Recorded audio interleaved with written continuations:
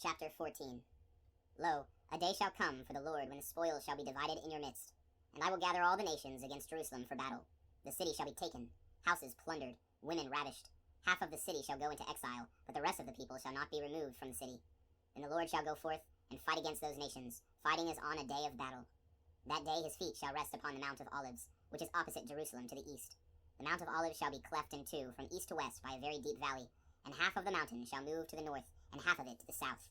And the valley of the Lord's mountain shall be filled up, when the valley of those two mountains reaches its edge.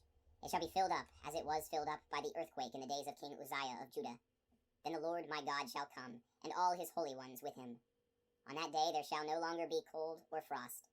There shall be one continuous day known to the Lord, not day and night, for in the evening time there shall be light.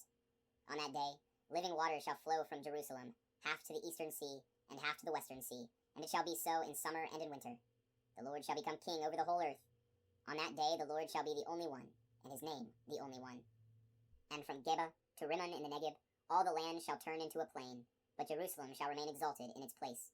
From the gate of Benjamin to the place of the first gate, to the corner gate, and from the tower of Hananel to the king's wine presses, they shall occupy her. Never again shall she be doomed. Jerusalem shall abide in security. And this shall be the plague with which the Lord shall strike all the nations that have fought against Jerusalem. Their flesh shall rot while they stand upon their feet, and their eyes shall rot in their sockets, and their tongue shall rot in their mouths. On that day there shall be among them a great tumult from the Lord. Every man shall seize the hand of his neighbor, and the hand of each shall be raised against that of his neighbor. Judah also shall fight against Jerusalem. The riches of all the surrounding nations shall be gathered together, gold, silver, and garments in great abundance.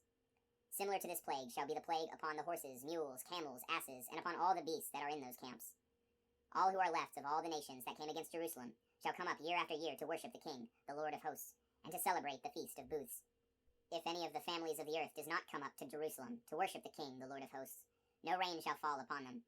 And if the family of Egypt does not come up or enter, upon them shall fall the plague which the Lord will inflict upon all the nations that do not come up to celebrate the Feast of Booths. This shall be the punishment of Egypt, and the punishment of all the nations that do not come up to celebrate the Feast of Booths. On that day there shall be upon the bells of the horses, holy to the Lord.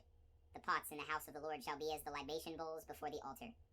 And every pot in Jerusalem and in Judah shall be holy to the Lord of hosts, and all who come to sacrifice shall take them and cook in them. On that day there shall no longer be any merchant in the house of the Lord of hosts. The end of the Book of Zechariah.